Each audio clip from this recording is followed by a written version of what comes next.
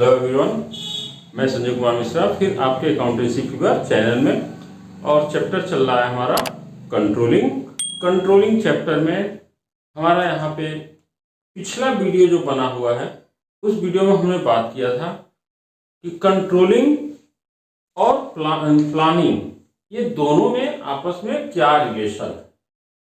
क्योंकि planning management का वो फर्स्ट स्टेप होता है जहाँ से हम किसी ऑब्जेक्टिव्स के लिए पूरी स्ट्रेटजी प्लान करते हैं। और प्लानिंग अगर हम करते हैं और कंट्रोल नहीं होता है अगर हमको अपने ऑब्जेक्टिव्स को अचीव करने के लिए, तो डेफिनेटली हम समझ सकते हैं कि शायद जो हमने प्लानिंग किया उसके ऑब्जेक्ट को अचीव करना मुश्किल होगा बिना कंट्रोलिंग के।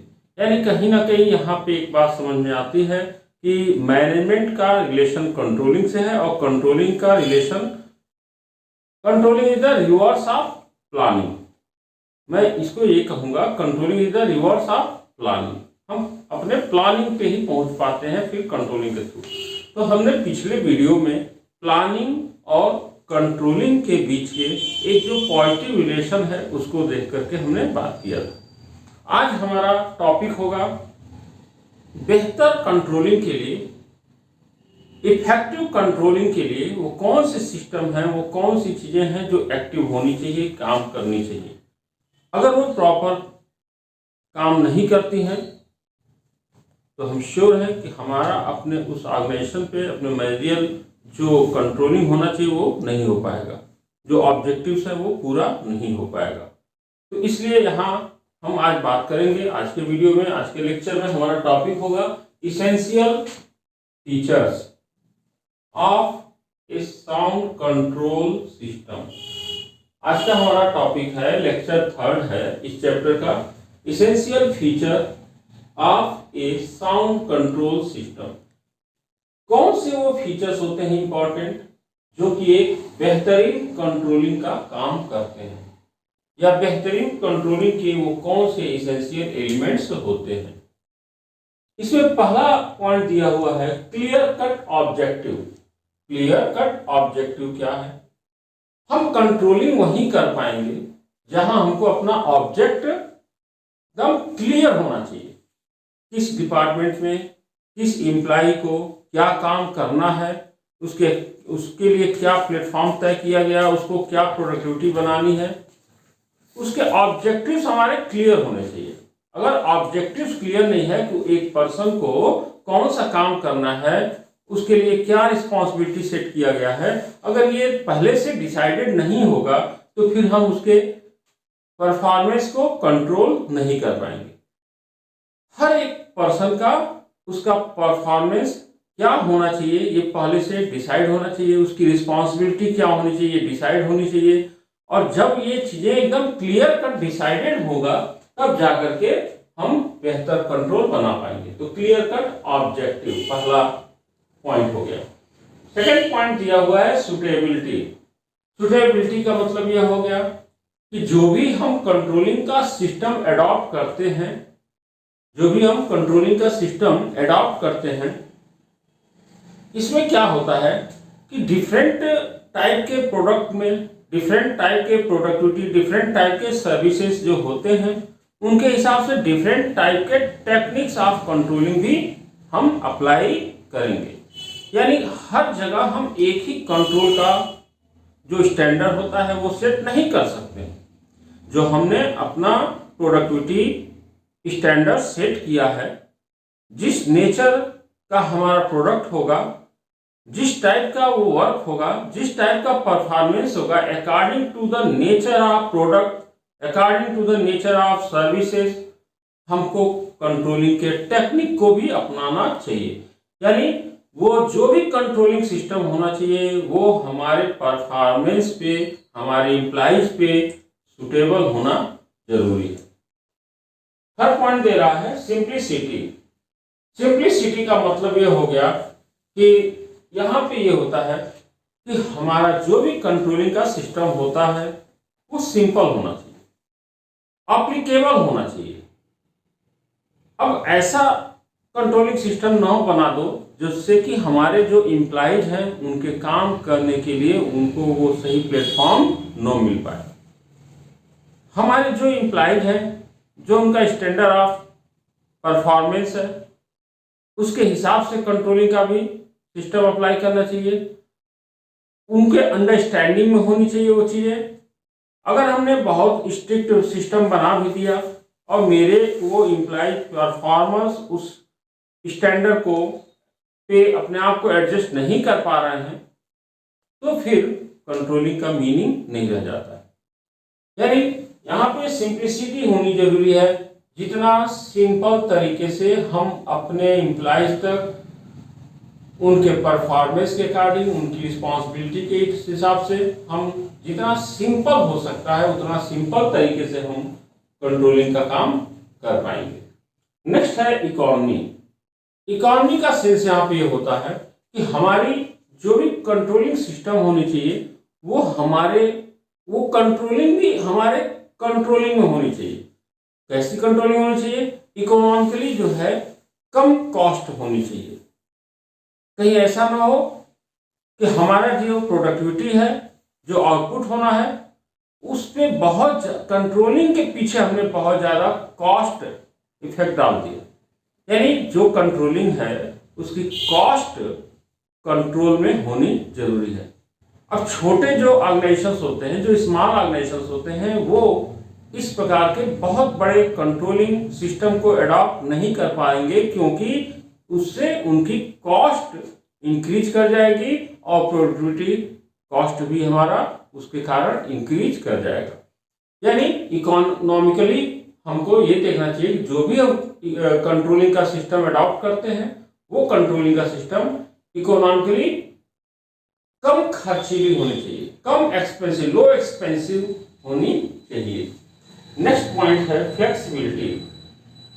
फ्लेक्सिबिलिटी का सेंस यहाँ ये हो गया कि हमारी जो भी कंट्रोलिंग सिस्टम है वो परफॉर्मेंस के आधार पे, प्रोडक्टिविटी एंड सर्विसेज के आधार पे हमने जो स्टैंडर्ड ऑफ परफॉर्मेंस बनाया है उसके हिसाब से अगर हम कंट्रोलिंग का जो स्टैंडर्ड हम लेके चल रहे हैं, अगर वो कंट्रोलिंग का सिस्टम वहाँ पे काम नहीं कर पा रहा है तो समय के हिसाब से नए नए टेक्नोलॉजी आ रहे हैं, नए नए इन्वेंशंस हो रहे हैं।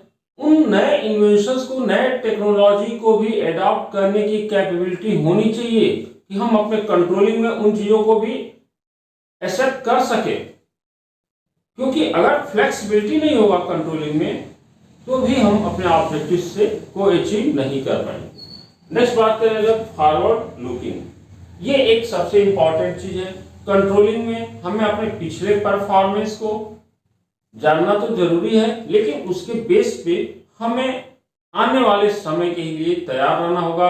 हमारा जो कंट्रोलिंग का सिस्टम है वो इस प्रकार का होना चाहिए कि हम प्रेडिक्शन कर पाए इस बात को लेकर के कि आने वाले समय में क्या डिमांड है, उस डिमांड के हिसाब से हमको क्या परफॉर्मेंस करना होगा, किस तरीके से परफॉर्मेंस देना होगा और उसके लिए हमें किस प्रकार का कंट्रोलिंग सिस्टम, कंट्रोलिंग टेक्निक का अप्लाई करना चाहिए। तो ये हमारा फॉरवर्ड लुकिंग होना जरूरी है। अगर हम फॉरवर्ड लुकिंग नहीं होंगे तो आने वाले समय में जो हमारे सामने चैलेंजेस होंगे उन चैलेंजेस को हम कंट्रोल नहीं कर पाएंगे। नेक्स्ट पॉइंट दिया है suggesting corrective action. Suggestive corrective action, ये मीनिंग यहाँ पे ये होगा, हम अपने एम्प्लॉइज को भी इस बात के लिए कन्विंस करते हैं कि आप भी अगर समझ में आए तो आप भी अपनी ओपिनियन दे सकते हो, अपने सजेशंस दे सकते हो और करेक्टिव एक्शंस लेना हो सकता है। जैसे जो हमने परफॉर्मेंस किया, जो हमारा आउटपुट आ रहा है, हमें जो दिखाई दे रहा है कि क्या हम अपने परफॉर्मेंस के आधार पे जो हमने अपने टारगेट सेट किए हैं, जो हमने अपना स्टैंडर्ड सेट किया है, उस स्टैंडर्ड को मेंटेन करना है, उसको अचीव करना है। तो उसको अचीव करने के लिए अगर हमारी स्पीड में काम करने में, परफॉर्मेंस में बहुत स्लो मोशन में काम हो रहा है तो किस प्रकार से उस स्पीड को हम बढ़ा भी सकते हैं, उस स्पीड को अगर जरूरत पड़े तो कम भी कर सकते हैं, वहां पे हम नए सिस्टम को अप्लाई कर सकते हैं।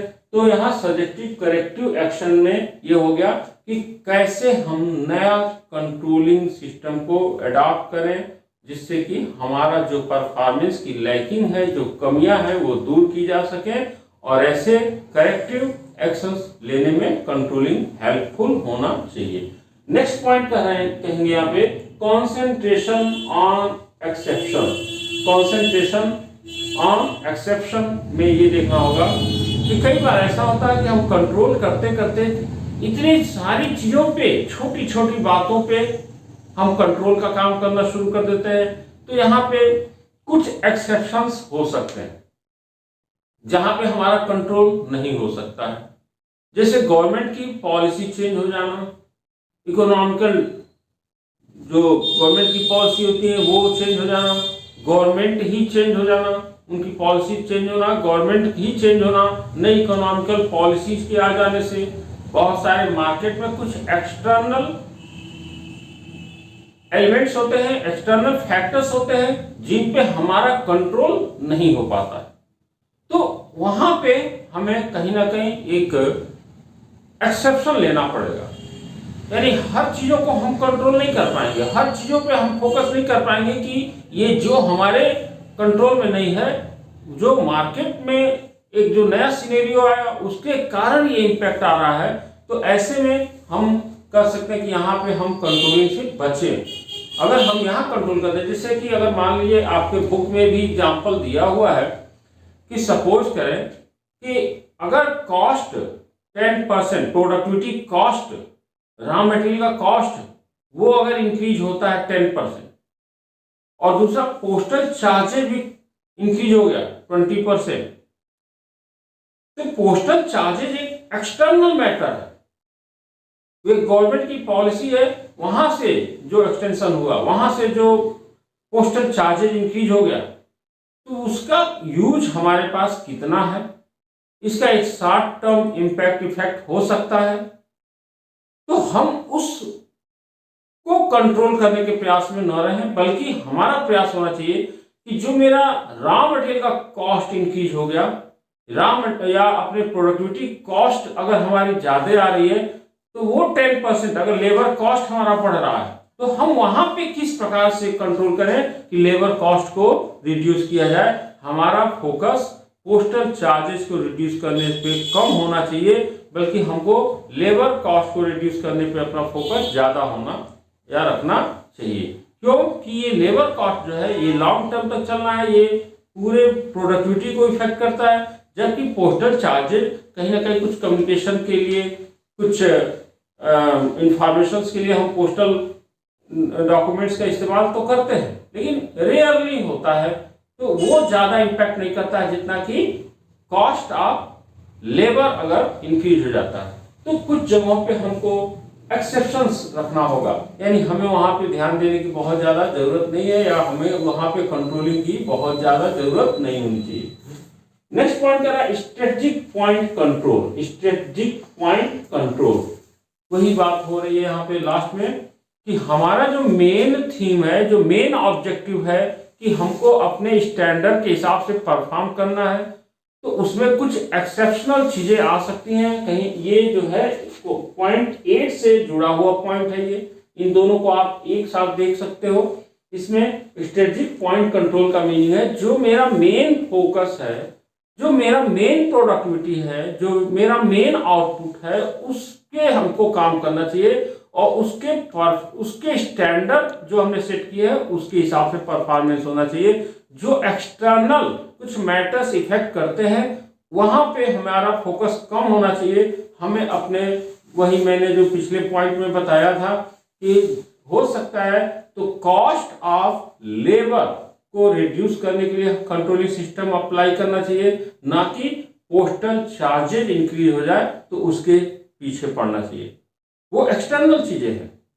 तो ये कुछ अगर टॉपिक्स, ये कुछ एलिमेंट्स, फीचर्स अगर हमको मिलते हैं कंट्रोलिंग सिस्टम में, अगर हम इन सारे पॉइंट्स को लेकर के बात करते हैं, तो डेफिनेटली हम एक बेहतर कंट्रोलिंग सिस्टम के साथ काम कर पाएंगे और अपने जो स्टैंडर्ड ऑफ परफॉर्मेंस हमने सेट किया था उसको हम अचीव कर पाएंगे। तो फ्रेंड्स, आज के इस वीडियो में हम लोग इस टॉपिक को देखें। नेक्स्ट वीडियो में हम लोग देखेंगे टेक्निक्स ऑफ कंट्रोलिंग।